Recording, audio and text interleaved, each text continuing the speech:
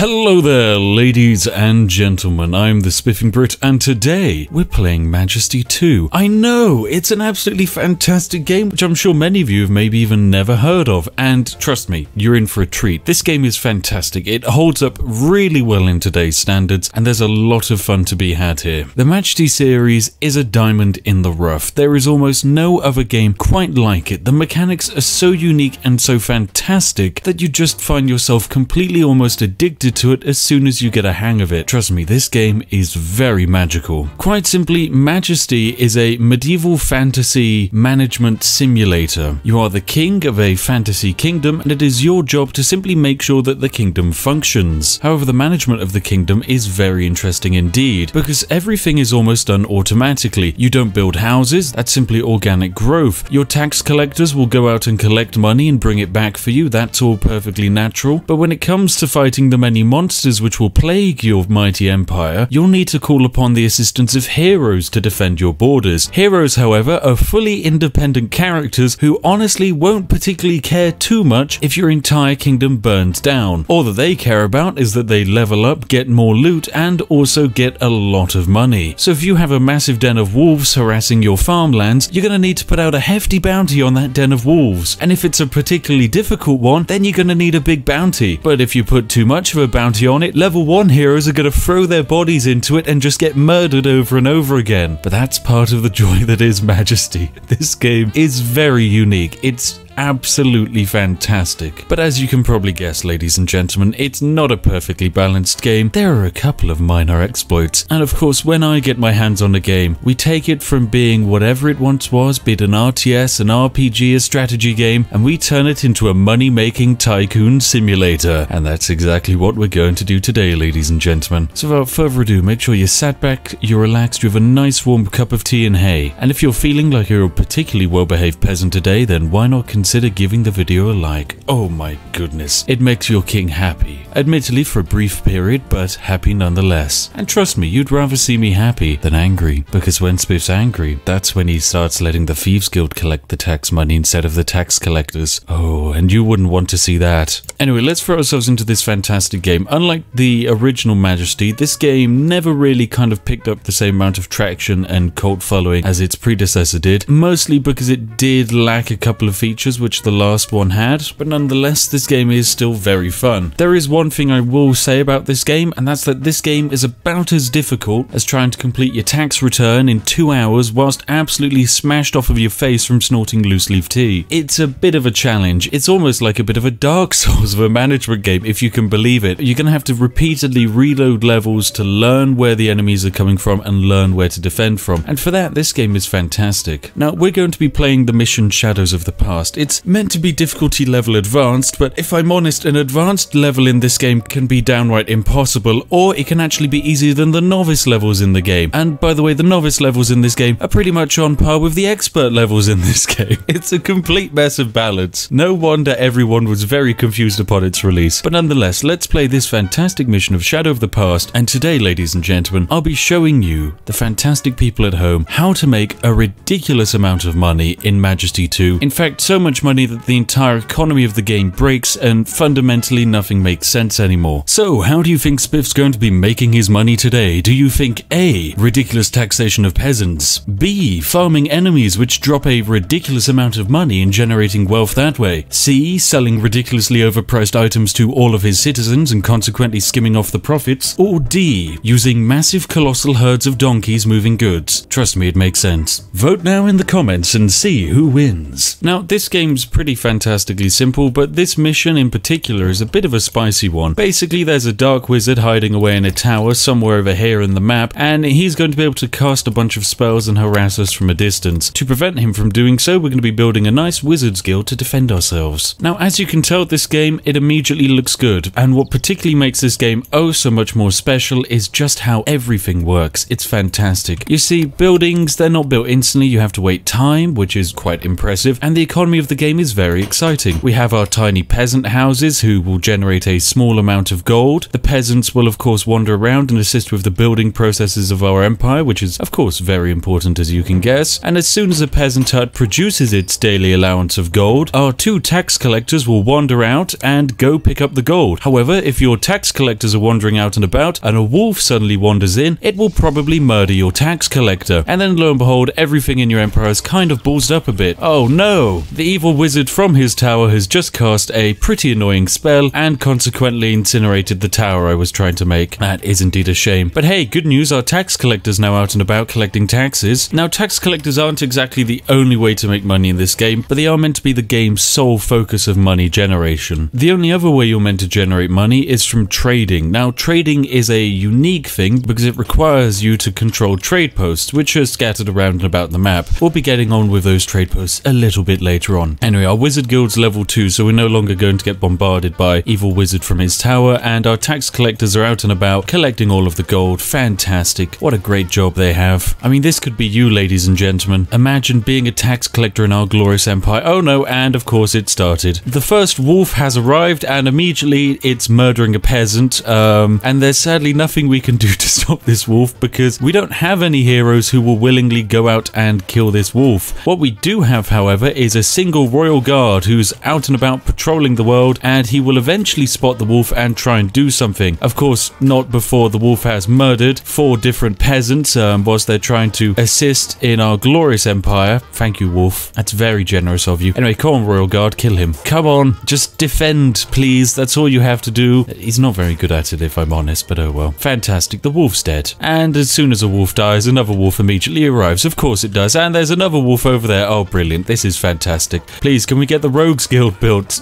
peasants? If you don't build the Rogues Guild, you are going to die pretty swiftly. Now, at the moment, of course, our empire is harassed by wolves, but wolves will quickly develop from being wolves to powerful wolves to then maybe massive werewolves to suddenly giant behemoth wolfmen. And as you can see, if you don't get on top of these wolves, they're going to start murdering your tax collectors. That's the last thing we want, because if you lose a tax collector, you lose money. And you don't want to see me when I lose money. Oh, it's not good at all. I can't build this bloody Rogues Guild. Now, fantastic. Our Rogues Guild is almost built, and as soon as it has been built, we can get our first heroes out there. Now, the heroes at the start of the game, because they're low level, they'll be mostly milling about our lands, willing to do almost any mission, because they don't have any gold, they're low level, they're going to take any job you offer them. You get some level 12 heroes in your empire, suddenly they're not going to do the easy jobs. They don't really care if a wolf is harassing a house next to them because it's not their job to worry about that. That's for the lower level peasant heroes to worry about. Anyway, let's get our first rogue in. Fantastic. And our first hero is ready. Who have we got here? It's Philimora, a rogue. Immediately she spotted the chest, so she's just going to loot that. Fantastic. What do you get? Oh, she got some better armor. That's actually pretty useful for us early on. Now, we can tell that the wolves are coming from an area over here, so I'm actually going to put down an explore flag here, but I'm not going to be able to actually cough up the gold necessary to put a bounty on this explore flag, which is a shame, and because our hero is not actually going to even worry about doing that mission. Now, you will notice our lovely hero has actually run away from combat because the heroes have a mind of their own. If they can't win a fight, they're not going to do the fight, they're just going to run from it. The heroes care more for themselves than they do for others, and that's a really interesting gameplay mechanic, because it means the heroes will just continuously screw you over. Like, for example, right now, when a peasant's house is getting shredded by a bunch of wolves, and the heroes are just busy dawdling around, having a fun time over here. Oh, there you go. Now you've finally spotted the wolf. Now, low-level heroes, they're garbage. They can't fight very well. They'll mostly die a lot, but once they get leveled up to about level 5, that's when they start getting very spicy. Now, actually, whilst running around, one of our heroes has spotted this wolf's den over here. Now, this is good. Basically, this is where wolves are spawning from, so we want to deal with that, and the sooner we can send a party of heroes to actually kill the wolves, the better. So I'm going to put a bounty of 100 gold on that, as well as also a bounty of 100 gold on our exploration mission. And lo and behold, the game has now started throwing the first... Oh my god, is that a minotaur? Oh, for goodness sake, please heroes, please, kill it. Oh no, not the market. That's actually worth a lot of money. Oh, and because the heroes aren't going to go and kill it, I'm going to have to put a bounty of gold on killing the minotaur until heroes will actually consider going to do it. Take our rogue, for example. She is now finally deciding to kill the wolves den, only because it interests her. Oh, fantastic, our rogues here. Good stuff. Right.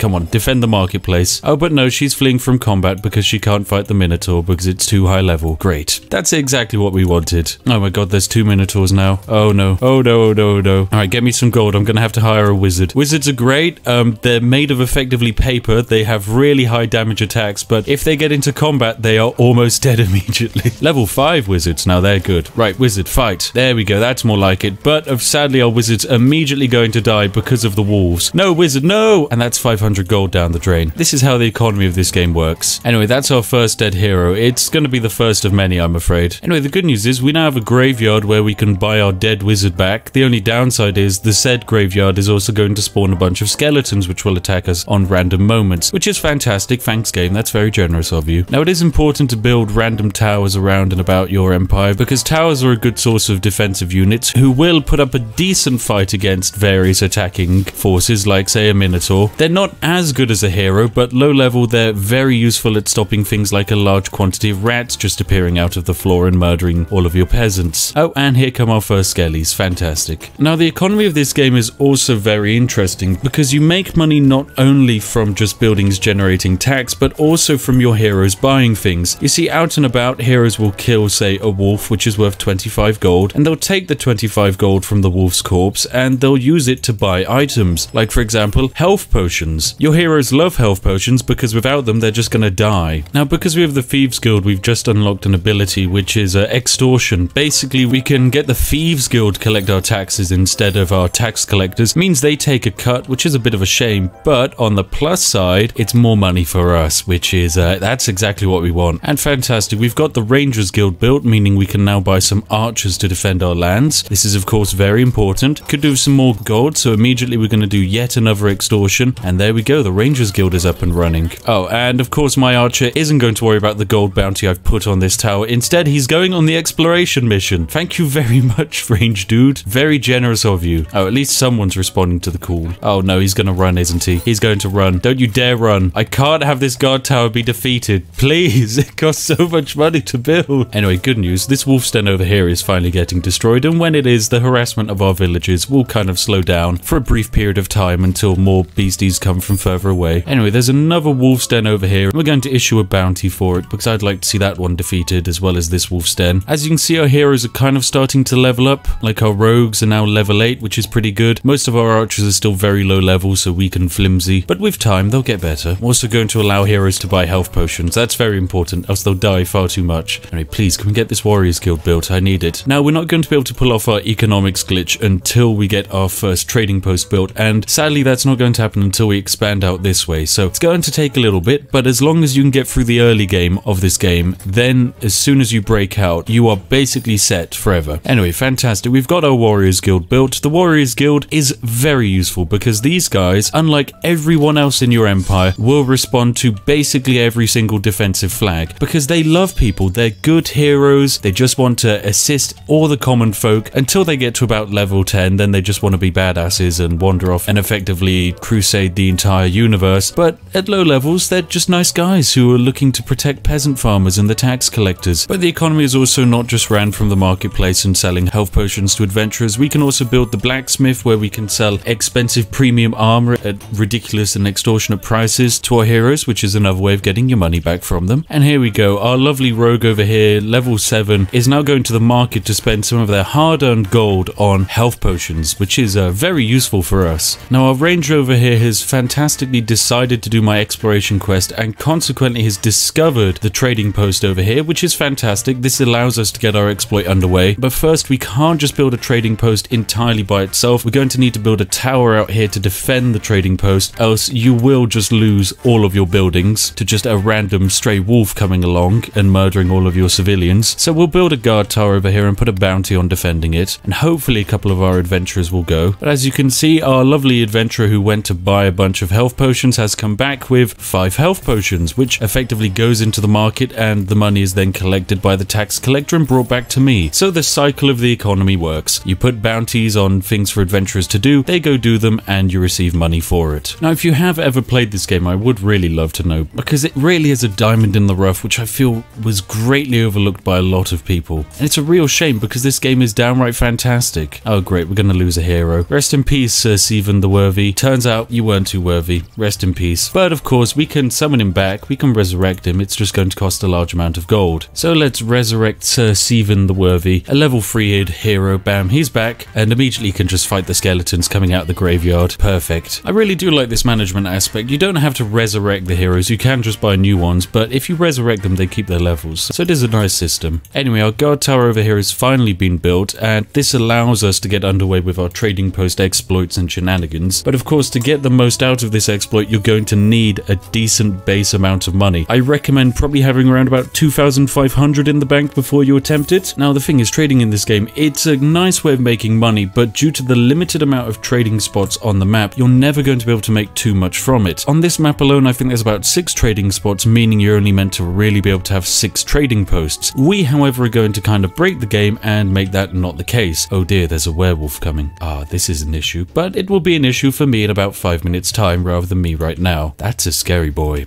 Oh, and here comes that annoying werewolf. Fantastic. Luckily, one of our adventurers is kind of soloing him by just chugging a very large quantity of health potions, but naturally he has died, so I'm gonna have to put a bounty out on that werewolf because he's gonna be an absolute pain to murder. And we have lost one of our best archers to him. God damn it, this werewolf is so hard to kill. He takes so much to kill. 3,000 health. Oh, what a pain. Oh, well, there we go. He's dead.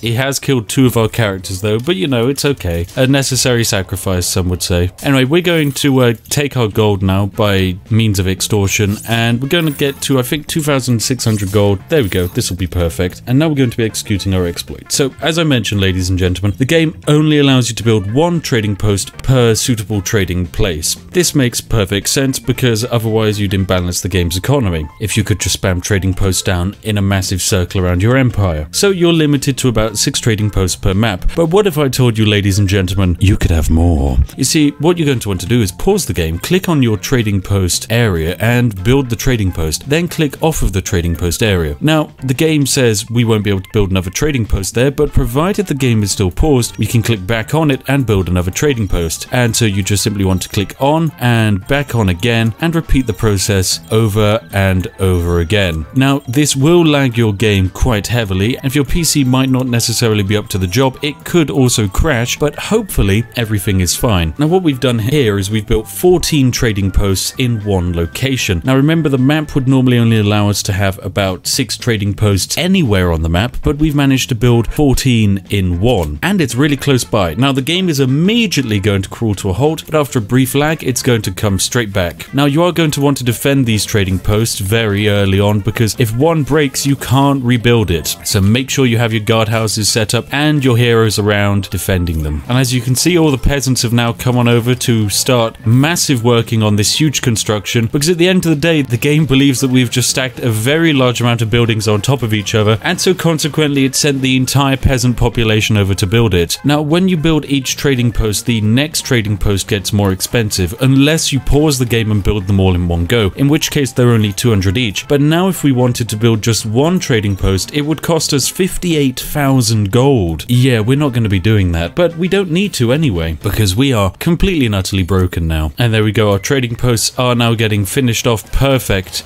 The game is kind of a bit glitched at this point, as some of them will finish before others, but when a trading post is finished, basically it sends a caravan carrying 500 worth of gold to our marketplace. So it's just going to wander through our lands and do that, nice and simple. But with the amount of trading posts we have here, we're going to be sending a lot more than just one caravan through. And there we go, our 2 trading carts arrive, and suddenly the marketplace has had 700 gold sat in it. We can do a quick extortion and suddenly gain 1,600 gold, or I can wait for my tax collectors to bring it in slowly in their massive pockets. So our economy is nicely set up and running at this point. We've got some good defensive areas built, we've got our massive trade wagon coming in, we've got our adventurers buying resources from the blacksmith and potions from the marketplace, so we're pretty much set up and ready for just about anything this game can throw at us now, especially given the nature of these trading posts and how much ridiculous money they're going to start making us. And here we go, here comes the massive flow of our trading carts. Remember, each of these bad boys carries 500 gold, and my goodness, they're going to absolutely tear up the marketplace when they arrive. Whoa, this is a couple of thousand all in one go. And honestly, who cares that we lost a farmhouse over here to a massive minotaur? It matters little because we have so much gold on the way. Oh yes, here they come,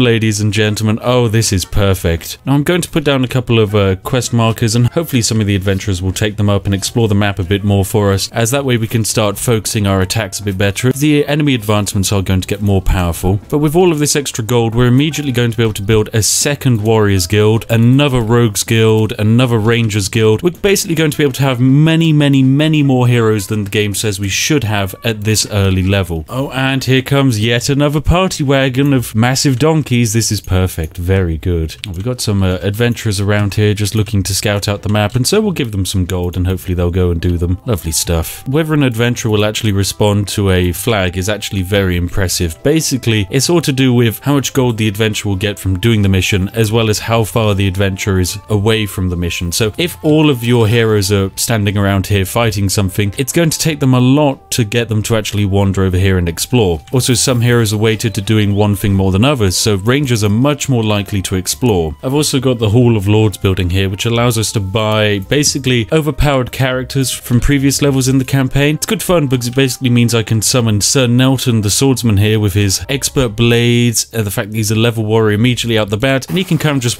run over here and almost one-hit a wolf entirely. Oh, he's so powerful. Well done, Sir Nelton. Well done. Oh, and here come the trade wagons, of course. Now, this way of generating money does kind of break the game quite a lot. It is ridiculously overpowered because you are going to be making much more money than a mission ever really intended you to. You know, that's part of the charm. I do love playing games completely the wrong way, but honestly, this isn't too far from what I'm sure the developers intended. Oh, and fantastic, some good news. The dwarves to the north have decided to join us and pledge their support. Lovely stuff. This is fantastic. That means we now have 3 dwarves who've suddenly decided to join our fantastic adventure. Oh, fantastic. We've discovered a Minotaur pyramid. Now, this is going to be a fun one, so we're just going to whack on a bounty of 1,000 gold, and suddenly a ridiculous amount of adventurers are just going to make a beeline straight to it because, you know, there's a lot of money to be made here. Oh, fantastic. The Minotaur pyramid has been defeated. Well done, everyone. Yep, turns out you can just very easily summon a massive group of men if you just put a ridiculous bounty on it. Lovely stuff. That's a lot of adventurers we had over here. I often get a lot of people sending me some fun exploits for games, and by all means I 100% welcome them. I strongly recommend people shoot them to my email, although it is always good fun having to search through YouTube comment sections and finding some very interesting exploits which have been buried for years and people have long since forgotten about. Anyway, we're just going to be buying up almost every single guild in the game now because we can, basically. We have so much money lying around, we might as well just get even more heroes out there. Yep, here we go. We've